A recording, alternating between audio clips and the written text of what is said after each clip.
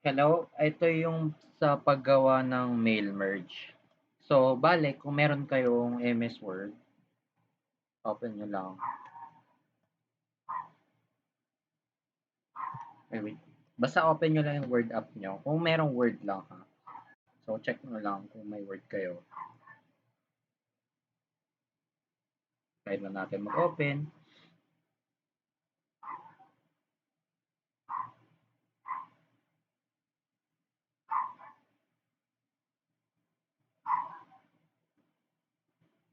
So, ngayon, open kayo ng blank document. After nyo mag-open ng blank document, malamang, ang gawin nyo muna, start muna kayo gumawa ng document nyo. Kung maaari, sabihin natin name, dear, kasi malamang magsisend kayo ng file. After nyo gawin yan,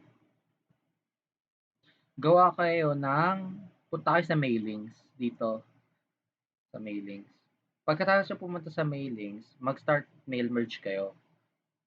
Press nyo yung letters, kasi letters yung gagamitin natin, nag-iba yung format, di ba? After nyo gumawa ng format, select recipient, type a new list. So, dito sa list, type a new list, pwede kayong maglagay ng title, first name, last name, company name, address line 1, address line 2. Pero sa atin, ang gagamitin lang naman natin, yung number nila, yung address line 1, company name, last name at first name, at saka title lang. Sabihin natin ang title natin is, let's say, web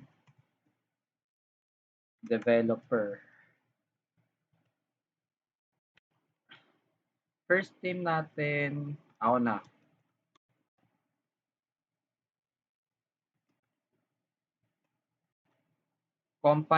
Company name natin, IGN ko. Tapos address line, sabihin natin CVSU. So ngayon, nakagawa na kayo ng one line. Ngayon, gawa na kayo ng second. Yan, hanggang 10 makagawa kayo. Sabihin natin, web developer ulit. Kasi lahat naman ng title natin, same-same lang. Sabihin natin, yung pinsan ko. Tapos, last name. Tapos, company name niya.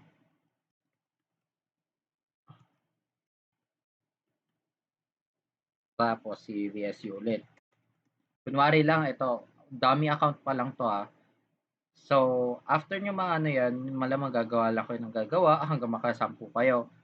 Okay nyo na yan. Pag okay, ngayon, isi-save nyo yan. Magsisave siya. Ilagay nyo lang na pangalan. Mail merge. Save. Ngayon, so nakagawa na kayo ng mail merge. Paano nyo ilalagay ngayon sa Word document yan? Ngayon, maglalagay kayo ng insert merge field. Dito, pwede nyo nang ilagay yung title nyo. Title. Lions, dear, last name, first name.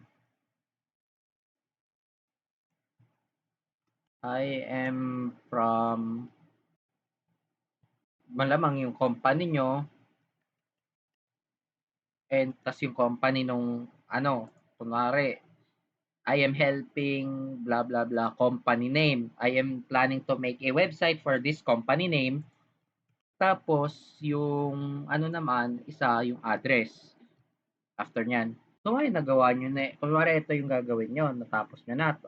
Kasi una, tapusin nyo muna yung mismong letter nyo bago nyo siya i-finish and merge. Pagkatapos, ngayon, pag tapos na kayo, i-finish and merge nyo na. Edit individual documents. Tapos, set to all. Okay. So, ngayon, pag okay nyo na, nakalagay na dyan. Web developer, I am Martin from Fine CVSU. Tapos dito naman sa isa, web developer, Dear Olano, Stephanie, I am from Parkso in CVSU. So, ganun pag meron kang MS Word.